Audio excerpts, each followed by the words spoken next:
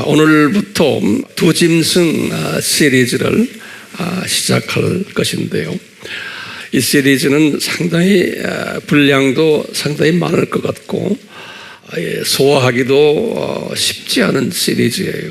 그렇지만 성령님이 우리를 도와주실 거예요. 그래서 이 시리즈를 하려면 제일 먼저 우리가 알아야 될 것이 뭐냐면 요한계시록을 우선 알아야 돼요. 그래서 오늘은 이 요한계시록에 숨겨진 두 짐승에 관한 이야기를 시작할 터인데 우선 요한계시록에 대한 큰 틀을 아셔야 될 것 같아요. 그래서 오늘 첫 시간에는 이 요한계시록을 아주 복잡한 성경 책인데요. 어느 신학자도 이 부분에 대해서 자신 있게 말하는 분이 없는 굉장히 어려운 책인데 칼빈도 이 요한계시록을 주석을 못했어요. 근데 오늘날 때가 되어서 우리에게 이 부분을 조금이라도 깨닫게 해 주셨어요. 저도 온전치는 않지만 조금이라도 깨달았던 이 요한계시록을 여러분들과 나누려고 해요. 그러니까 제가 말씀하는 이 요한계시록에 관한 여러 가지 이야기들이 온전치 않다는 전제를 깔아놓고 제가 지금 말씀하시는 거예요. 저도 잘 모르겠어요. 근데 제가 아는 것만큼 우리 같이 한번 나눠보는데 제가 아는 거를 다 나눌 수는 없어요. 그 중에 한 10% 정도만 간단하게 설명해 드리려고 그래요. 오늘은 아주 제대로 정신 바짝 차리고 앉으셔서 노트 정리를 잘 해주시고 제가 칼럼에다가 다시 또 정리해 드리겠지만 칠판에다가 쓸까 생각하다가 칠판에는 안 쓰려고 그래요. 쓰면 좋은데 그러면 또 좀 제가 말하는데 좀 흐트러질 것 같아서 그냥 이렇게 서서 차근차근히 말씀해 드릴게요. 그러면 우리 교인들은 다 노트 정리를 잘 하시니까 잘 하실 것 같아요. 자, 그러면 이제 질문을 한번 던지면요. 이 두 짐승 시리즈인데 왜 요한계시록을 공부해야 되나요? 이런 질문을 한번 우리가 던져봐요. 그러면요. 답은 이래요. 이 요한계시록 속에 두 짐승 이야기가 담겨 있기 때문에 요한계시록 속에 두 짐승 이야기가 담겨 있기 때문에 그렇다. 이렇게 이제 우선 전제로 깔아놓고요. 우리가 이제 두 짐승이 요한계시록 어느 부분에 있는데 그것만 가지고 집중하다 보면은 해석이 잘못 해석될 수가 있어요. 왜 그러냐면요. 요한계시록으로는 큰 틀이 있어요. 그것만이 성경 전체 큰 틀이, 그러니까 숲을 먼저 볼 줄 알아야 돼요. 숲을 본 다음에 그 안에 있는 나무를 우리가 볼 수가 있어요. 그래서 우리 아미 공부는 항상 숲을 보는 연습을 먼저 하잖아요. 똑같이 오늘도 두 짐승을 우리가 공부를 하려면은 최소한 이 요한계시록 전체의 숲을 한번 볼 필요가 있어요. 자, 그렇기 때문에 제가 요한계시록을 이렇게 섭렵하면서 항상 느끼는 게 있어요. 뭐냐면요. 예수님이 요한에게 주후 95년이죠. 몇 년 전이에요? 주후 95년이니까 2000년 전이에요. 2000년 전에 예수님께서 본인이 재림에 오실 때 이 세상이 어떻게 될 거다라고 미리 말씀하신 게 요한계시록이에요. 그러니까 이걸 뒤집어서 보면 무슨 생각이 나냐면 아하, 이게 다 디자인되어 있는 거구나. 그렇게 생각한대요. 다 예언이란 말은 디자인하신 걸로 우리 표현을 좀 바꾸면 돼요. 그러니까 모든 것이 오늘날 이렇게 지금 돌아가는 이 모든 것이 다 예수님이 디자인하신 거구나 라고 보시면 돼요. 다른 말로 표현하면 요한계시록에 말씀하신 내용들이 다 미리미리 디자인된 것이구나 이렇게 보시면 돼요. 자, 그러면요 예수님이 지금 많은 것을 디자인한 중에 이 두 짐승을 디자인하신 거예요. 그래서 요한계시록에 기록해놨어요. 두 짐승을. 그렇기 때문에 이 예수님의 디자인한 것을 우리가 자세히 들여다보면서 보면은 이 속에 두 짐승이 이제 기록되어 있는데, 우리가 지금 공부하는 게 뭐냐면 이 요한계시록 속에 우리에게 뭘 가르치냐면, 첫 번째요, 이 두 짐승이 도대체 누구냐, 이것을 우리에게 가르쳐주고 있어요. 누구냐? 그 다음에 두 번째로는 이 두 짐승이 어떤 행동을 할 것인가, 이것도 가르쳐 주셨어요. 계시록을 들여다보면요. 그리고 세 번째는 이 두 짐승이 어떻게 생겼나, 이것도 가르쳐 주셨어요.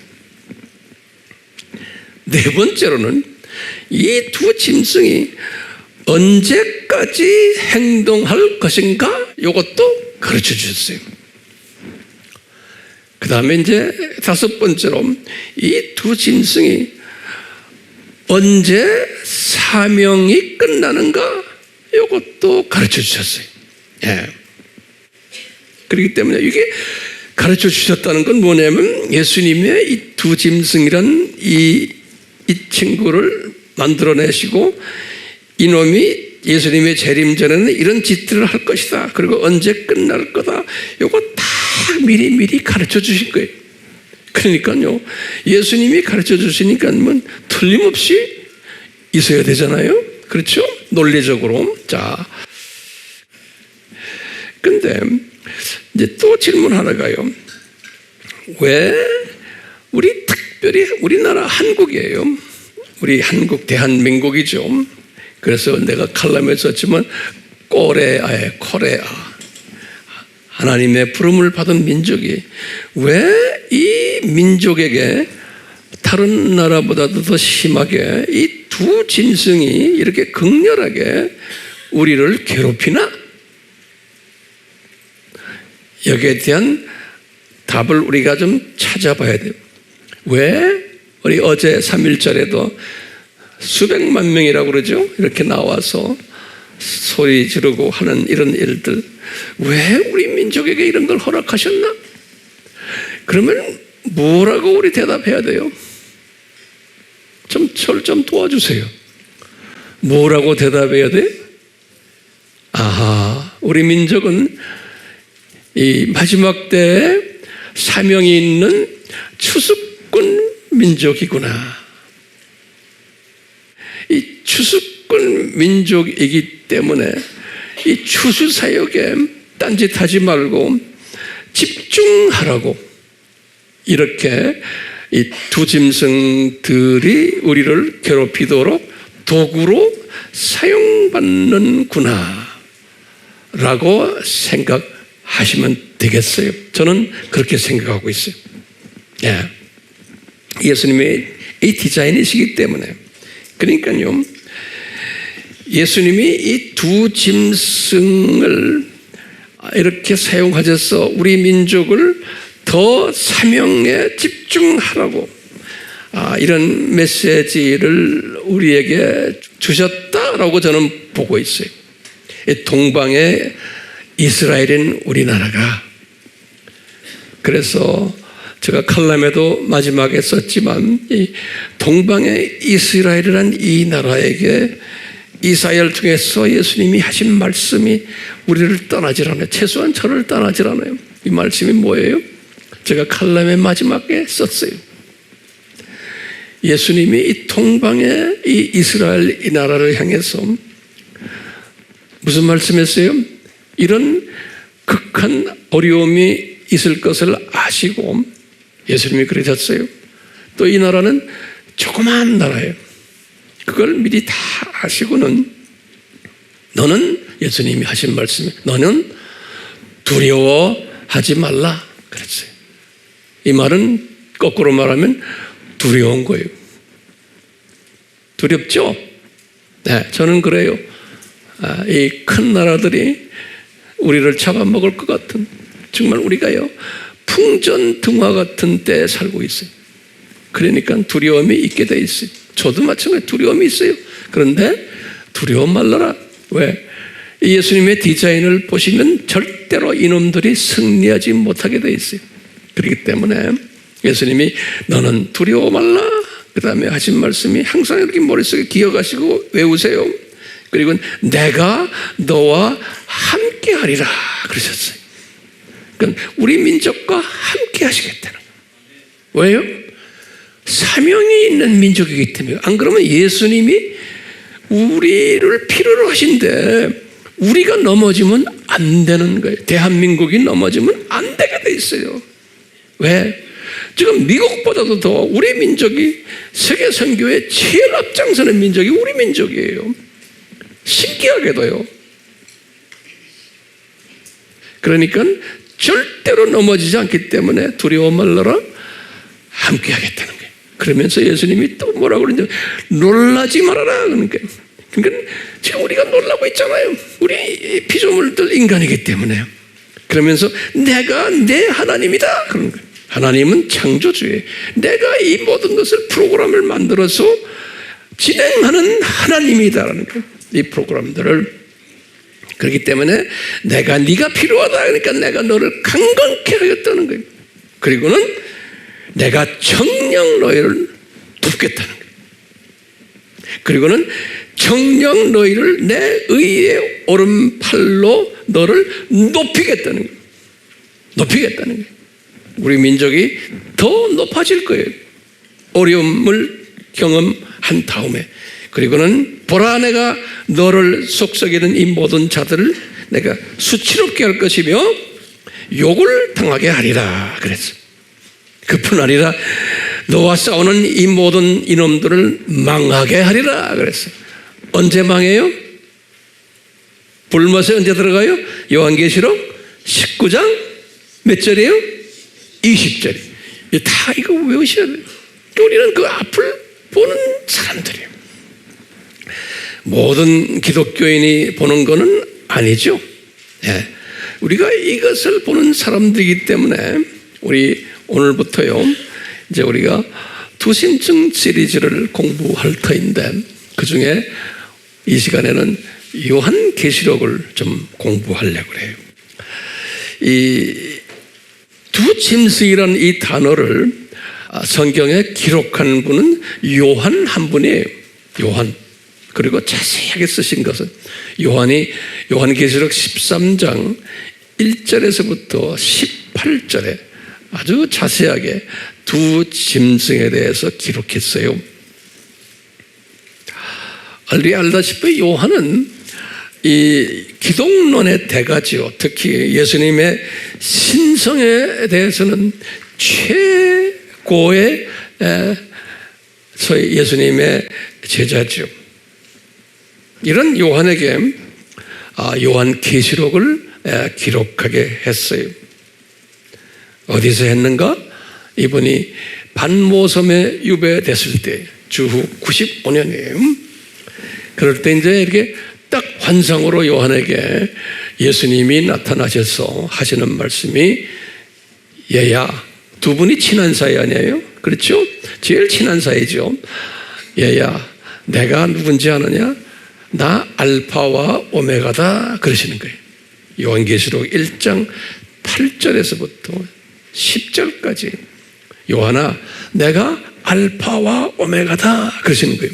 이 말은 내가 이 인간 역사를 알파 시작한 분이 나고 인간 역사를 끝내는 것도 내가 한단다 그러는 거예요. 그래서 내가 알파와 오메가다 그랬으면서 이제 내가 지금부터 보여주는 걸 기록해라. 그래서 이제 기록한 거예요. 근데 이제 요한계시록을 딱 보면요, 처음 1장에서부터 10장까지가 한 부분이에요. 제가 다시 말해요. 1장에서부터 10장까지가 한 부분이고, 그 10장이 뭐냐? 작은 책을 먹는 장면이 10장 10절이에요. 그리고는 작은 책을 잡수시고 이제 글을 또 쓰기 시작하는 것이 11장부터예요. 11장부터 마지막 22장까지. 다시 말하면 처음 10장은 이분이 작은 책을 잡수지 않고 쓴 글이에요. 그리고 이제 작은 책을 잡수시고 영성이 업그레이드 돼가지고 쓴 글이 몇 장부터 몇 장이에요? 11장부터 몇 장이에요? 22장까지 두 부분으로 나누는 거예요. 그래서요, 먼저요, 작은 책을 잡수지 않고 쓰셨던 요한계시록을 잠깐 한번 봐요. 잠깐요. 준비됐어요? 네. 그러면 1장이에요. 요한계시록 1장은 간단해요. 요한이 그 당시에 처했던 그 상황이에요. 1장 그냥 요한이 그 당시에 예수님 만나고 그 당시에 그냥 주후 95년 그 당시의 상황을 간단하게 하면서 앞으로 어떻게 계시록을 써라는 그냥 서론적인 부분이 1장이에요. 1장은 그냥 단순해요. 그리고는 2장과 3장이에요. 2장과 3장에는 예수님이 뭘 이분에게 주셨냐면 아시아의 7교회에 관한 메시지를 주셨어요. 아시아의 7교회. 이것은 교회 시대에, 다시 말하면 교회 시대 하면은 주후 30년부터 쭉 해서 예수님의 지상 재림까지가 교회 시대예요. 다시 말해요. 주후 30년은 예루살렘 교회가 시작된 게 주후 30년이죠.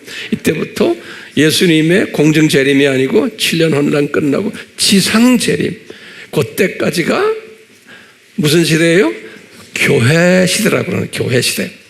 약 한 2000년이죠. 이 교회 시대에 7종류의 교회 스타일들이 있을 것이다. 이것을 미리 예언적으로 말씀하신 것이 2장과 몇 장에? 3장에 요한계시록 7교회들. 우리 공부를 다 했어요. 그 다음에 4장과 5장에 이 두 장은 요한에게 환이 탁 들려서 하늘 보좌로 끌고 올라가서 하늘 보좌를 이렇게 딱 보는 장면이. 그냥 간단하게 말하면 요한이 하늘 보좌에 올라가서 거기 있는 많은 하나님의 사람들이 예수님을, 어린 양 예수님을 찬양하는 장면이, 그 장면이 4장과 5장이에요. 됐어요? 쉽죠?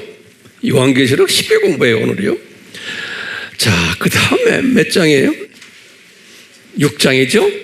6장이 뭐예요? 6장이 이제 흰말 탄 자 이렇게 나오죠? 그 6장, 7장, 이 두 장은 뭐냐면 예수님의 공중 재림 전에 일어나야 하는 징조들이 7장과 8장, 그것을 7인 그랬죠. 7인 재앙이다 그랬어요. 7인.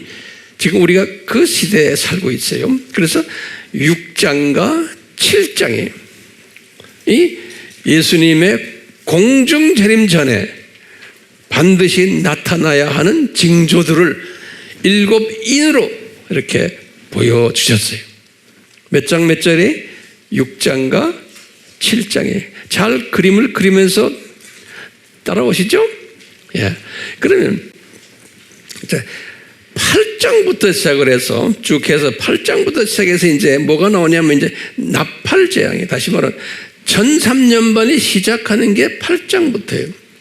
나팔 재앙인데 나팔이 몇 개가 있어요? 7 나팔이에요. 그러니까 전 3년반 동안에 이제 소위 굉장히 힘든 때예요. 우리가 만약에 들림 받는다면 우리는 이걸 경험하지 않는 사람들이에요. 자, 전 3년 반 동안에 그 전 3년 반 동안에 나타나는 재앙을 무슨 재앙이라고 그랬어요? 나팔 재앙이다. 후 3년 반 동안에 나타나는 재앙을 무슨 재앙이라고 해요? 잔 7잔 재앙이, 대접 재앙이에요. 자, 제가 지금 전 3년만 이야기합니다. 전 3년만 동안에 7 나팔 부는 사건들이 일어나요.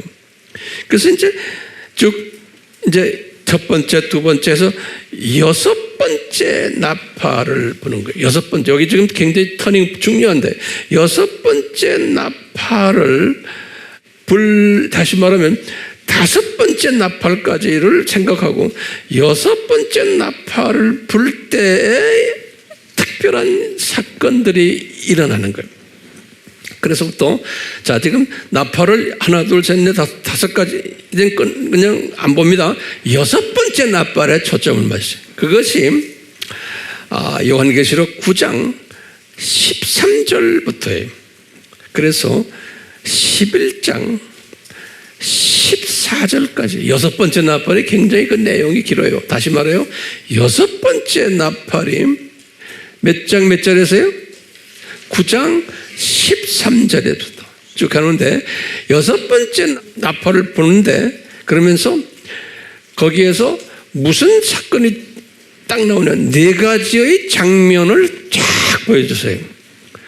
6번째 나팔을 딱 불 때 4가지의 장면을 요한에게 이것은 지금 요한이 아직 작은 책을 먹기 전이에요. 네. 그래서요.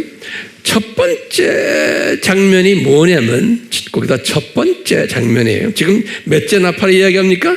6번째 나팔. 첫 번째 장면이 뭐냐면 9장 13절에서 21절이에요. 첫 번째 장면은 뭐냐면 한마디로 딱 말하면 이 세계 인구가 3분의 1이 죽는 장면이 나와요. 세계 인구가. 자세한 내용은 나중에 보세요. 그래서 나머지 3분의 2가 회개하지 않고 자기네의 종교 우상을 섬기는 이야기가 나와요. 그게 첫 번째 장면이에요. 몇 번째 나팔 때예요? 6번째 나팔 때. 그게 첫 번째 장면으로 요한이 딱 본 거예요. 또 요한이 또 두 번째 장면을 딱 본 게 뭐냐면 10장 이제 7절에 보면 딱 뭐라고 그랬냐면요. 두 번째 장면을 딱 보여주는데 뭐냐면요. 요한아, 여기 중요한 말이에요.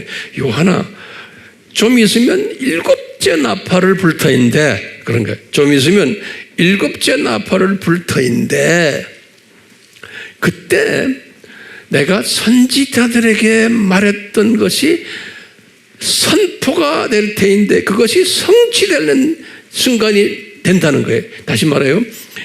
좀 있으면 7번째 나팔을 불 터인데 내가 과거에 구약 때 선지자들에게 내가 말했던 것이 성취되는 일들이 일어날 거라는 거예요. 7번째 나팔을 불 때 그런 말을 딱 하는 거예요. 그게 10장 7절. 여기 두 번째 장면이에요. 첫 번째 장면은 뭐였어요? 세계 인구가 3분의 1이 죽는 장면이에요. 두 번째는 7번째 나팔을 곧 불 텐데 그때 되면은 과거에 내가 구약 때 선지자들에게 예언했던 것이 성취되는 일들이 시작이 된다는 거예요. 여기 중요한 말이에요. 그게 10장 7절에 그랬어요. 예. 그것을 10장 7절에 뭐라 그랬냐면요. 하나님의 신비다 그랬어요. 그래서 The mystery of God 그랬어요. 이 하나님의 신비, 다시 말하면 구약 때 선지자들에게 내가 이야기했던 것들이 이제 그것이 하나님의 신비라는 거예요. 이것이 성취되는 일이 시작이 될 거라는 거예요. 언제 시작이 돼요? 7번째 나팔을 불 때. 그걸 미리 예언적으로 말해주는 거예요. 그 말이 몇 장 몇 절이에요? 10장 7절이에요. 예.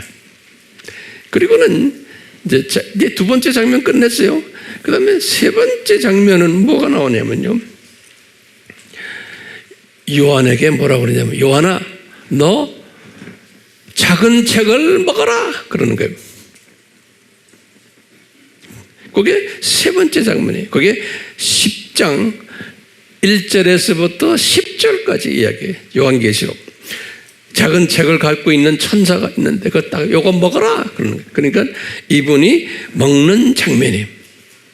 그래서 이제 잡수시고는 그 다음에 이제 6번째 장면이 뭐냐면 요한이 그걸 딱 잡수시고 10장 11절 한 절에 뭘 말씀하시냐면 요한아 너 이제부터 새로운 예언을 다시 해야 된단다. 거기다 보면 must 그랬어요. 예. 그러니까 이분이 작은 책을 딱 잡수시고는 영성이 확 커지면서 이제부터 예언을 다시 이제 시작해야 된단다? 그러는 거예요.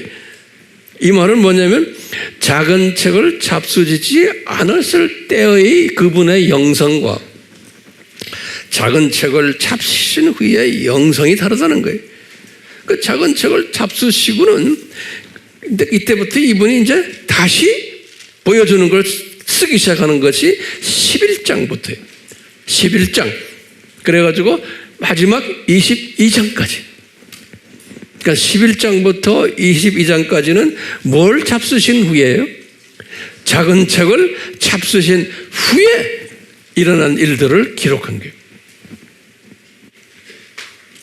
자, 이분이 이제 작은 책을 잡수셨어요? 안 잡수셨어요? 이제 잡수셨어요. 지금 이게 어느 때인가요? 무슨 나팔 때요? 6번째 나팔이에요. 거기 노트에 다시 지금 6번째 나팔 이야기. 7번째 나팔 아직 안 불었어요. 장차 불 거예요. 6번째 나팔이라고 그러면은 지금 전3년만 때 후반이요, 초반이요? 후반이에요, 후반. 그렇죠? 7번째 나팔 불면 아주 끝나는 거예요. 전3년반이. 그렇죠? 그 6번째 나팔이니까 아주 전3년반의 후반 때 이야기예요. 예. 그래서 이분이 이걸 딱 잡수시고는, 딱 작은 책을 잡수시고는, 잡수자마자 금방 그 전3년반 후반 때의 장면을 두 가지를 딱 보여주세요. 미리 보여주시는 거예요. 전3년반 후반입니다. 6번째 나팔이니까 그 당시에 이 세상이 어떤 모습인 것을 딱 두 가지로 환상으로 보여주시는 거예요. 그 환상이 뭐냐면요. 제일 먼저 이제 계시록 11장 1절에서부터 2절이에요. 우리 잘 아는 딱 보니까 아하 제3성전이 지어졌는데 이미 그 제3성전에서 멸망에 가증한 것들이 소위 종교다원주의적 예배를 드리는 모습을 딱 본 거예요. 예. 제3성전 안에서 그것이 요한계시록 11장 11절에서 2절이에요. 이제 7째 나팔을 불기 전입니다, 지금요. 지금 이게 지금 몇째 나팔이에요? 6째 나팔이에요. 그럴 때 뭘 보여줬어요? 그 당시에 제3성전에서 종교다원주의적 우리 로마 교황부터 시작을 해서 뭐 전 세계 지금 다원주의적 이 두 짐승 그룹의 영향이 있는 이분들이 거기서 멸망에 가증한 예배를 드리는 장면을 요한이 봤어요. 11장 1절과 2절이에요. 그리고는 두 번째 또 장면을 보여주시는 거예요. 지금 이분이 작은 책을 잡수신 직후예요. 또 두 번째 장면이 뭐냐면 11장 3절에서부터 12절까지 소위 말하는 두 증인의 장면을 보여줘요. 우리 두 증인이 알죠? 첫 번째는 누구의 메시아닉 유대인들이 전도하는 장면이에요. 그러다가 이 메시아닉 유대인들이 유대인들을 많이 전도한 후에 죽임을 당하고 부활하는 장면이에요. 똑같이 첫 번째 증인이 메시아닉 유대인들이고 두 번째 증인은 누구의 이방인 순교자 그룹들이에요. 이분들도 이방인들을 열심히 순교를 전도를 하고는 이제 순교당하고 부활하는 장면이에요. 이 부활만이 아니고 보니까 이분들이 부활해서 어딜 가겠어요? 부활해서 어딜 가요? 저한테 좀 말해보세요. 지금 바로 공중 예수님이 계시죠? 거기에 지금 신부 후보생들이 있잖아요. 그 공중에 올라가서 거기에 만나는 거예요. 두 누굽니까? 증인들이 그 장면을 딱 보여주는 거예요. 네. 여기가 6번째 나팔이 끝나는 장면이에요. 됐어요? 자, 그러면 6번째 나팔 다음은 무슨 나팔이에요? 7번째 나팔인 거예요. 예. 7번째 나팔이 이제 시작이 되는데 일곱 번째 나팔을 이제 부르면은 뭐를 요한에게 보여준다고 그랬어요? 아까 10장 7절에서 하나님의 신비들을 보여준다 그랬죠? 왜 대답이 없어요? 그러니까 일곱 번째 나팔을 불면은 이제 하나님의 신비가 보여져야 돼요? 안 보여져야 돼요? 이제 보여져야 되는 거예요. 그래서 이제 요한이 이 하나님의 신비를 일곱 번째 나팔을 딱 보니까 하나님의 신비를 딱 보여주는 거예요. 근데 이게 몇 가지로 보여주냐면 제가 쭉 이제 성경 말씀 보니까 10가지로 보여요. 10가지로. 그래서요, 하나하나 간단하게 그냥 말씀드릴게요. 첫 번째 장면은 11장 15절에서 19절이에요. 이 장면이 뭐냐면, 지금 예수님이 지금 공중에 내려와서 보좌를 치고는 거기 앉아 계시잖아요. 그 장면을 보여주는 거예요. 그러니까 예수님이 공중 보좌에 딱 앉아 계신 지금 하나님의 신비 중에 첫 번째 신비. 그래서 공중 보좌의 신비다. 이렇게 한번 말을 붙여보세요. 11장 15절에서 19절에 예수님이 보좌에 앉아서 통치하시는 장면을 요한이 본 거예요. 거기서 지금 예수님이 그 위에서만 앉아있지만 지금 세상의 7년 환란을 통치하신 예수님께서 그 장면을 딱 보여주시는 거예요. 두 번째 장면은 뭐냐면요, 기가 막히게 12장 1절에서부터 2절이에요. 그러면서 이 12장 1절과 2절 우리 배웠죠? 해로 옷 입은 여인, 달을 발밑에 깔고 12면류관을 쓴 머리에 쓴 그 여인. 그 여인이 누구라고 그랬어요? 이스라엘이라고 그랬죠? 다시 말하면요, 이 장면은 뭐냐면요, 그 쭉 내용을 보면 창세전 십자가 사건을 거기서 보여줘요. 그것을요, 다시 말하면 이 창세전 십자가 사건이 뭐예요? 하나님의 신비죠. 그렇죠? 이 하나님의 신비를 두 번째 장면에서 이렇게 보여주시는 거예요. 왜냐? 이제 그 예수님이 그 여자를 통해서 예수님이 나오는 이야기가 나와요. 근데 그게 창세전이에요. 그래서 이제 저희 하나님의 신비와 그리스도의 신비는 뭐예요? 유대인들이 눈 감기는 거죠. 이것을 암시적으로 요한계시록 12장 1절과 2절에서 보여주세요. 암시적으로. 여기에 자세한 것은 제가 설명을 많이 해드렸어요. 자, 세 번째 장면이 뭐냐면요, 다 하나님의 신비예요. 왜? 하나님의 신비를 내가 너에게 보여준다고 그랬잖아요. 일곱째 나팔을 불 때. 그래서 이제 세 번째로 하나님의 신비를 보여주는 게 소위 사탄이, 붉은 용이 머리가 7개고 뿔이 10개 달린 이 붉은 용의 모습이에요. 근데 나중에 우리가 이제 또 공부를 하겠지만 두 짐승 중에 첫 번째 짐승이 생겨먹은 게 똑같이 이렇게 생겼어요. 붉은 용의 똘마리에 다시 머리가 7개고 뿔이 10개. 그러니까 본래 사탄이, 용의 모습이 머리가 몇 개요? 7개고 뿔이 10개인 거예요. 여기 지금 12장 3절과 4절에 보면 요한이 그렇게 본 거예요. 근데 이놈이 똘마니 별들을 3분의 1을 데리고 3분의 1이에요. 데리고 타락하는 장면을 요한이 본 거예요. 이건 다시 말하면 저희 불법의 신비다 이렇게 보시면 돼요. 이제 바울이 말씀하신 건데 데살로니가 후서 2장 7절에 바울이 이런 말, 불법의 신비다. 다시 말하면 깡패가 나타날 것이다. 이건 예수님의 디자인인 거예요. 깡패가 나타날 것이다. 이것을 요한에게 보여준 거예요. 이게 하나님의 신비 중 하나로. 이게 몇 번째 장면이에요? 세 번째 장면이에요. 12장 3절과 4절에. 그리고는 12장 5절에 네 번째 장면이 또 보이는 거예요. 여기는 이 12장은 굉장히 해석이 어려운 장인데 제가 여기에 대해서 자세히 다 설명해 드렸어요. 자, 보세요. 네 번째 장면은 뭐냐면 이 사내 아이가 이 여자에게서 태어난다는 거예요. 이 말은 뭐예요? 100% 인성되시는 예수님이 태어나시는 장면을 보여주신 거예요. 예.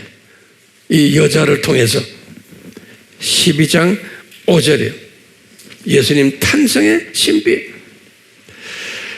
다섯 번째 장면은요, 12장 6절에서부터 17절이에요.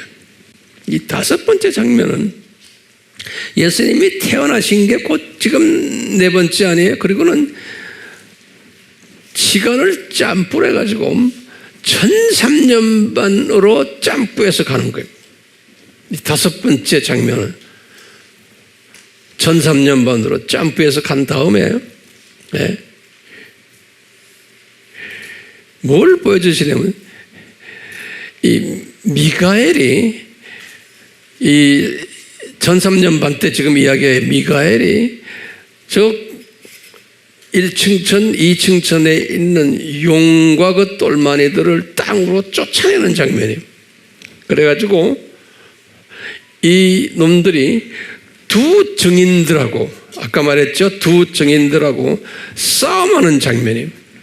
1300년 때 이 장면을 보여주시는 거예요. 두 증인들이 누군가 알죠? 네. 이것이 이 두 증인의 신비다. 이렇게 한번 보세요. 그 다음에 이제 여섯 번째 장면이 13장 1절에서부터 18절에 여기 지금 1300년 동안 이때 그 유명한 두 짐승이에요. 바로 전에는 두 증인이에요. 근데 이제는 우리가 지금 하려고 하는 이 두 짐승이에요. 두 짐승 장면을 딱 보여주는 거예요. 기가 막힌 거예요. 여기 13장 1절에서부터 18절에 우리가 지금 공부하려고 하는 이 두 짐승이 이때 나타나는 거예요. 다시 말하면 책을 잡수시고는 7 나팔을 불 때 그때 여섯 번째 장면에서 보여주는 게 두 짐승을 보여주신 거예요. 그래서 거기에 대해 자세하게 본 것을 적은 것이 지금 이 장면이에요. 13장 1절에서부터 18절이에요. 그리고는 이제 7번째 장면을 이제 계시록 14장 1절에서 5절에 또 보여주세요. 뭘 봤냐면 요한이 딱 보니까 메시아닉 유대인들이 공중에 올라가서 예수님께 지금 예배드리는 장면을 딱 본 거예요. 메시아닉 유대인들이. 그러니까 이제 이분들이 메시아닉 유대인들은 7 나팔 때니까 1300년 끝날 때에 아마 들림받아서 올라가는 것 같아요. 이분들은. 그 다음에 몇 번째 장면이에요? 8번째죠? 8번째예요. 8번째 장면은 계시록 14장 6절에서 7절 또 12절에서 13절이에요. 여기 보면 이방인 순교자들 이야기 장면이나 이방인 순교자들이 이분들이 사역을 하다가 순교돼 가지고 또 위로 올라가는 장면들이 나와요. 8번째 장면이. 자, 그리고 9번째 장면을 보면요, 아주 반가운 장면이 뭐냐면 이 두 짐승이 불못에 들어가는 장면이 나와요. 14장 8절에서부터 11절에 불못에 들어가는 게 아니고 불못에 들어갈 것을 예언하시는 장면이 좀 이따가 들어가요. 불못에 들어가는 것을 예언하시는 장면이 9번째 장면이에요. 그 다음에 이제 마지막 10번째 장면이 예수님이 예리한 낫을 가지고 이 사탄의 자녀들을 잡아다가 지옥으로 던지는 장면이 나와요. 10번째 장면이 14장 14절에서 20절이에요. 여기까지가 일곱 나팔이 끝나는 때, 여기까지가 다시 말하면 일곱 나팔이 끝난다는 건 뭐죠? 전 3년 반이 끝나는 장면이. 이 환상을 다 본 거예요. 우리가 지금 중요한 것은 일곱째 나팔을 불 때 10가지의 장면을 보여주는데 그 중에 6번째 장면이 뭐라고 그랬어요? 두 짐승의 장면을 보여주신 거예요. 그러니까 우리가 지금 두 짐승 공부를 하려면은 이게 언제 예수님이 요한에게 보여주셨구나. 이거 우리가 알 필요가 있어요.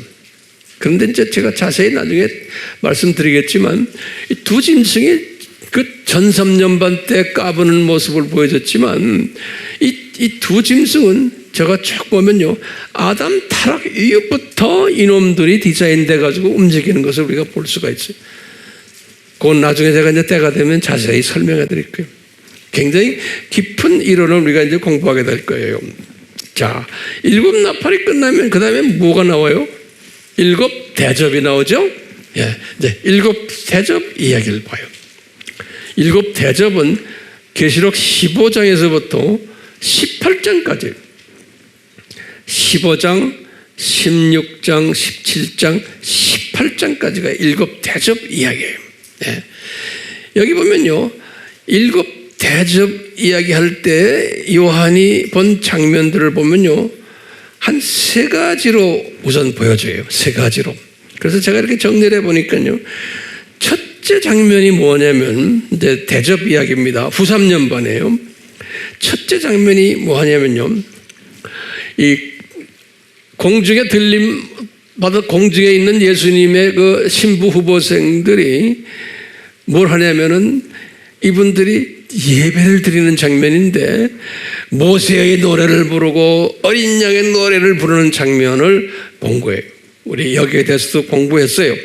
15장 2절에서 8절까지가 이 장면이 그 공중에 이제 올라가 있는, 우리가 만약에 올라간다면 우리도 이제 여기에 다 이제 속할 거예요.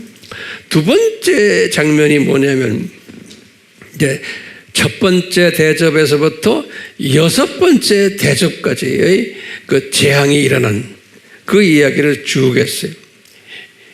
첫 번째 대접 재앙부터 6번째까지 그 16장 1절에서부터 16절이에요. 그런데 그 6번째 재앙이 중요한 거예요.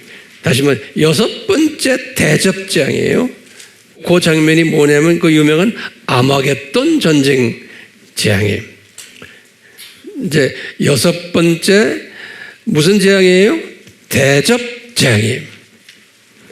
6번째 대접 재앙이 아마겟돈 전쟁이에요. 16장 16절이에요. 그리고는 세 번째 장면을 보여주시는데 지금 이건 일곱 대접입니다. 이 세 번째 장면을 딱 보는데 예수님이 하시는 소리가 공중에서 뭐냐면 다 이루었다 그러는 말씀이 나오는 거예요. 16장 17절에. 그리고는 두 짐승이 망하는 모습이에요. 두 짐승이 불못에 들어가는 모습을 한번 또 보여줬어요. 이제 그게 이제 그것을 자세하게 설명한 것이 17장 1절에서부터 18장 24절까지, 다시 말해 17장과 18장의 계시록이 이 두 짐승이 망하는 내용이에요. 그걸 아주 자세하게 설명했어요. 이제 거의 끝났어요. 그리고는 이제 소위 말하는 이 창조 목적 학교가 폐교가 되면서 새 신천 신지가 나타나는 장면을 요한이 봤어요. 그게 이제 19장에서부터 22장까지. 거기에 자세한 것은 여러분들이 이제 따로 또 공부할 때가 오고 다 알고 계세요. 그래서 요한이 이 작은 책을 잡수시고는 이분이 아까 12장에 보면 그 해를 입은 여자 그 이야기는 창세전 십자가 사건을로 생각하시면 돼요. 이스라엘도 창세전에 이미 디자인된 거예요. 다시 말해 요한이 이 작은 책을 잡수시니까 이분이 창세전부터 시작을 해서 쭉 해서 이 세상 7,000년 다 한눈에 보게 하시고 그 다음에 저 마지막에 새하늘과 새 땅까지 이 전체를 쫙 보는 시각을 누가 가졌어요? 요한이 가지게 된 거예요. 이 작은 책을 잡수시기 전과 후는 이 규모가 다른 거예요. 그러니까 요한이 작은 책을 잡수셨다는 것은 무슨 시각자가 됐다고 보면 되게요? 독수리 시각자가 된 거예요. 그렇기 때문에 작은 책을 우리도 반드시 먹어야 되죠. 예? 그 작은 책은 뭐라고 그랬어요? 우리가 공부하는 7가지 이 모든 신학 주제들과 또 5가지 최소한 한 7가지, 8가지도 돼요. 이 신비, 5가지의 신비들도 우리가 다 공부를 해야지만 그래야지만 최소한 저나 여러분들이 작은 책을 먹은 분들이구나 라고 우리가 말할 수 있어요. 그러면 이 작은 책을 잡수신 분들은 요한도 마찬가지예요. 작은 책을 잡수셨기 때문에 요한이 이 두 짐승에 대해서 어느 정도 알게 되고 보게 된 거예요. 그렇기 때문에 우리가 같은 크리스천들이지만 이 작은 책을 잡수지지 않은 분들은 오늘날 지금 우리 주변에서 일어나는 이 모든 두 짐승을 보는 시각이 아주 소위 저차원적 시각으로밖에 보지를 못해요. 그렇기 때문에 우리가 이제 이 두 짐승 공부를 하려면은 전제 조건이 작은 책을 잡수셔야 되는 거예요. 자, 이 작은 책을 잡수지 않으시면은 어떤 현상이 일어날까요? 많은 기독교인들이 오늘날 이 작은 책을 잡수지 않았기 때문에 이 두 짐승을 보는 시각이 이래요. 제가 거기에 대해서 하나하나 정리하게 이 두 짐승을 어떻게 보느냐면 첫 번째는 이 두 짐승을 이해를 못해요. 같은 기독교인이지만 두 번째는 이 두 짐승의 존재도 몰라요. 있다는 사실도. 세 번째는 이 두 짐승의 존재를 부정하는 기독교인들도 있는 거예요. 네 번째로는요, 이 두 짐승이 일으키는 이 산고를 통해서 괴로움을 당하고 있는 거예요. 다섯 번째는 이 두 짐승에 대해서 우리가 지금 경험하고 있지만 불안해하고 있는 거예요. 여섯 번째는 근심 걱정도 하고 있는 거예요. 일곱 번째는 굉장히 중요한 거예요. 이 두 짐승의 이 세력들을 없애려고 노력하는 사람들이에요. 대항하고 없애려고 이거 없애야 된다. 이 깡패놈들을. 이런 분들 많아요? 적어요? 많아요. 그렇기 때문에 없앤다고 해서 없어지나요? 제가 좀 물어볼게요. 왜 없어지지 않아요? 이게 요한에게 이미 다 디자인된 것을 다 보여줬는데 이런 것이 일어날 것이다. 이 두 짐승이 까불 것이다 라는 걸 다 보여줬는데 그걸 없애려고 그러면 돼요? 그러니까 어떤 사람들이 없애려고 그래요? 작은 책을 잡수지 않으면 이 시각이 소위 고작해야 참새 정도니까 이걸 없애야 된다고 믿는 사람들이 되는 거예요. 작은 책을 잡수시면은 아하, 이건 당연히 있는 거구나 라고 보는데 여기서 차이가 나는 거예요. 없애는 것만 아니고 싸워야 된다라고 보는 사람들이 있는 거예요. 이 작은 책을 안 잡수시면 우리 주변에 그냥 이렇게 고작해야 참새 시각으로 보이니까요. 이거 없애야 된다는 이 나쁜 새끼들을. 아홉 번째로는요, 인간 책임론을 강조하는 거예요. 우리가 해야 된다는 거예요. 생각을 바꾸세요. 큰 그림을 보셔야 돼요. 큰 그림. 이 큰 그림을 보려면 뭘 잡수셔야 된다? 작은 책을 잡수셔야 되는 거예요. 자, 제가 댓글에 그랬죠. 칼빈주의도 필요하고 또 알메니안주의도 필요한데 거기에 칼빈주의가 큰 틀이라면 큰 바퀴라면 알메니안주의가 작은 바퀴들이다. 우리 시계에 보면 큰 있고 조그만 바퀴들 있잖아요.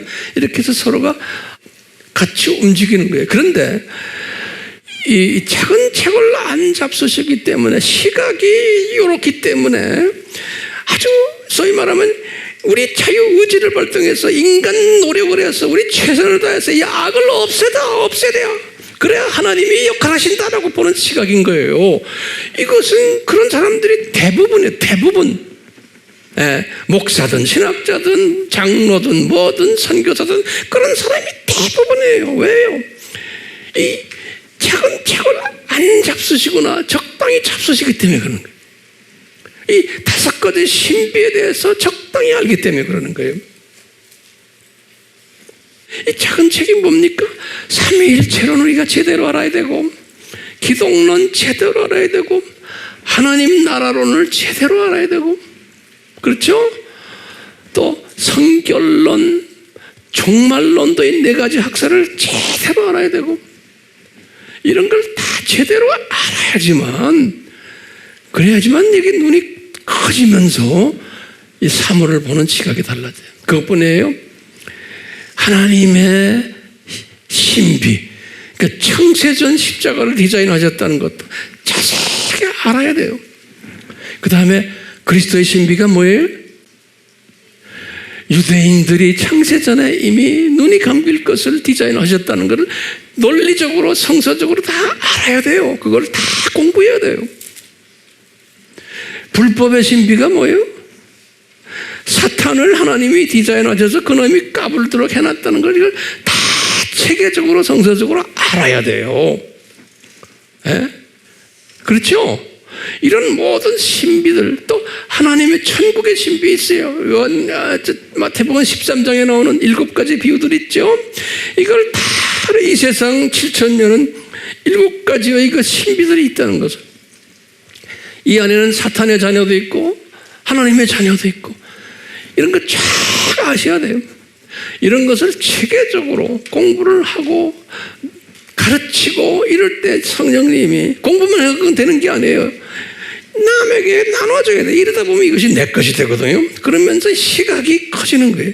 그러면서 내가 칼빈주의적인 사상을 갖고 있지만 거기 알메니안주의도 곁들어 있구나. 이걸 우리가 알게 되고 깨닫게 되는 거예요. 그러니까 지금 어저께 3.1절 그거 했지만 이 3.1절 하는 분들 착한 사람들이에요. 예수 믿으나 안 믿은 사람들. 왜? 우리 민족을, 애국을 위해서, 우리 나라가 잘 되기 위해서 하는 거예요. 근데 그런 것이 두 짐승에 의해서 일어나니까 그것이 싫어가지고 지금 그놈들과 싸움하는 거 아니에요?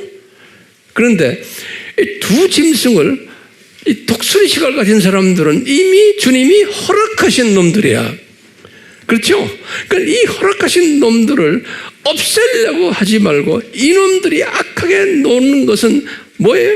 우리로 하여금 예수님의 재림이 가까워왔다. 그러니까 잘 견뎌라. 또 뭐예요? 깨어있어라. 그 다음에 준비해라. 또 외쳐라. 이것을 우리에게 주시기 위해서 하나의 도구로 사용하는 놈들이 이 두 짐승 그룹들인 거예요. 그러니까 제가 항상 강조하지만 우리가 나가서 데모하고 하는 거 좋아요. 그렇지만 크리스찬들이 데모할 때는 뭐라고 그래요? 이렇게 세상이 악하니 나가서 마이크 잡은 사람들, 이놈들을 없애자. 그거 없어져? 안 없어져요. 100번 해보세요. 안 없어져요. 왜요? 예수님이 디자인하신 건데 그거 없앨 수가 있어요? 안 없어져요. 없앨라 생각도 하지 마세요. 그렇지만 요놈들이 까불 때 우리가 외치는 건 뭐예요? 우리 열심히 나가서 복음 전하자. 예수님이 오신다는 것을 알리자. 이것을 촉진제라고 제가 그랬죠. 또는 경고등 이런 말 했죠. 또는 표지판. 기억나야 안 나야? 이걸로 우리에게 선물로 주신 거. 너희들 시대가 이렇다. 니네 할 일은 나가서 외쳐라. 외치기 전에 뭐 해야 돼? 실력을 쌓아야 돼. 깨어 있어야 되고 준비해야 되고 7가지 신비, 작은 책 이거 다 잡수셔야 되는 거예요. 이거 안 잡수시면 안 되는 거예요. 제가 왜 이렇게 열내죠? 같은 기독교인이지만 이 보는 시각이 엄청나게 차이가 나는 거예요. 자, 그래서 예수님께서요 주기도문을 하실 때 여러분들 항상 우리가 주기도문 하잖아요. 자 보세요. 뜻이 하늘에서, 예수님이 하신 말씀이 뜻이 하늘에서 이루어진 것 같이 이 땅에서도 이루어지기를 기도하라는 거예요. 가만히 좀 보세요. 예수님이 지금 예수님의 뜻이 하늘에서 이미 이루어졌어요. 이 말은 뭐예요? 하늘에서 이미 이 지금 모든 것을 디자인하신 거예요. 이 두 짐승까지 다 이게 디자인하신 거예요. 이걸 통해 가지고 이 땅에서 이놈들을 사용해서 하나님의 자녀들을 깨우는 일을, 예수님의 재림이 가까이 왔다는 것을 깨워주는 일을 하기 위해서 이 두 짐승이 있는데, 예수님이 땅에서도 그러니까 이루어지도록 기도하라는 건 뭐예요? 예? 이미 디자인된 건데 이것이 이 땅에서 이제 이루어지도록, 그것은 바라는 거예요. 내가 디자인한 건 너희들 지금 경험하고 있잖아. 이것을 너희들이 위해서, 이 뜻이 땅에서 이루어진다는 게 뭐예요? 디자인한 것은 우리로 하여금 예수님의 재림이 가까이 왔다는 것을 촉진제로 더 깨닫고 열심히 복음을 전해라, 말해라. 예수님 다시 오신다. 이 창조 목적 학교가 이제는 끝날 때가 됐다. 이것을 외치라는 거예요. 그래서 뜻이 하늘에서 이루어진 것 같이 땅에서도 이 뜻이 이루어지도록, 현실적으로 그것이 지금 이루어지도록 기도하라는 거예요. 제 말 알아들으셨어요? 나는 말재주가 없어서 이 정도밖에 설명이 안 돼. 그래 놓고 나도 좀 찜찜해요. 이분들이 알아들었나? 응? 그럼 이 뜻이 하늘에서 이루어졌는데 이미 이 땅에서 이루어지도록 기도하라는 것은 다른 말로 표현하면 작은 책을 잡수시면은 이것을 깨닫는다는 거예요. 그래서 요한도 작은 책을 잡수시니까 이 큰 그림은 뭔가요? 창세전부터 시작을 해서 저 새하늘과 새 땅까지를 쫙 본 거예요. 하나님의 나라를. 근데 그분이 당시에 본 것과 우리가 지금 본 것과 누구가 본 것이 더 뭐라고 그래요? 아이고, 뭐라 표현해야 될지 모르겠어요. 더 자세하게, 더 현실적으로, 더 역사적으로 아주 클리어하게 보여주는 것은 요한보다도 우리 요한이요. 특히 지금 우리 조건이, 요한도 작은 책을 잡수었지만 우리가 지금 말하는 7가지의 주제와 이 5가지 신비들을 요한이 잡수었겠어요? 조금 맛을 보셨겠지. 어느 정도는. 그렇지만 우리처럼 이렇게 자세하게는 이분이 안 잡수셨잖아요. 그러니까 우리는 이 책임이 있어요. 나중에 이제 공정에 우리가 올라가면은 요한과 만나서 한번 질문하세요. 요한 선생, 어떤 작은 책을 잡수셨어요? 그러면 뭐라고 대답하시겠죠? 이제 지금 오늘부터 시작인데요. 이제 이 두 짐승에 대해서 차근차근 이제 공부하게 될 거예요. 한꺼번에 다 안 해요. 조금씩. 기도하시면서 준비하시길 바라요. 예. 같이 기도합시다. 우리 예수님, 우리가 지금 작은 책을 잡수시고 독수리 시각자로 변모된 요한에 대한 여러 가지의 내용들을 섭렵했습니다. 성령님이요, 우리는 지금 이 작은 책이 얼마나 소중함을 깨닫고 더 자세한 작은 책, 더 두꺼운 작은 책을 우리는 먹고 있는 사람들입니다. 주여, 저희들 도와주셔서 요한에게 주셨던 이 작은 책 우리도 먹게 하시고 또 요한에게 주셨던 이 독수리 시각이 우리는 더 큰 독수리 시각으로 볼 수 있는 이 은혜를 베풀어 주시기를 다시 한번 간구드립니다. 주여 도와주시옵소서. 그래서 우리의 삶을 통해서 많은 형제 자매들이 깨어나는 일이 일어나게 되고 준비하는 일이 일어나게 되고 외치는 자가 되는 일이 일어나도록 우리들 사용하시고 우리를 홀로 두지 마옵시고 함께 하셔서 뜻을 이루시고 홀로 영광 받아 주시옵소서. 이 모든 간구를 예수님의 이름으로 기도드리옵나이다. 아멘. 주여 저희들의 고백을 받으시고 홀로 영광 받아 주시옵소서. 예수님의 이름으로 축원합나이다. 아멘.